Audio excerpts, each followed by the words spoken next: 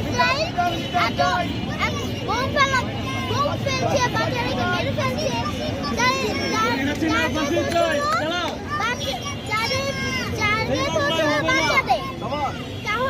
তারা কেন বাচ্চাদেরকে টার্গেট করছে এবং তাদের মেইন উদ্দেশ্যটা কি? এবং তারা এই কোনো অপরাধ করেনি এই শিশুরা মেরে তারা কি পাচ্ছে এমন?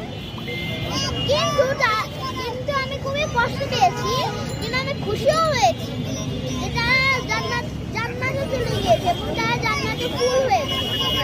এই জন্য আমি খুবই খুশি হয়েছি, দুঃখও পেয়েছি। কিভাবে দুঃখ পেয়েছো একটু বলবা? তাদেরকে যে মেরে ফেলা হচ্ছে সেই জন্য।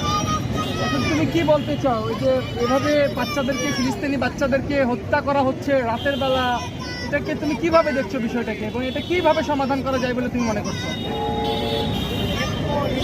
আমি আল্লাহর কাছে দোয়া করছি যেন এটা না হয় এবং ফিলিস্তিনের সাথে যেন এগুলো না করা হয়।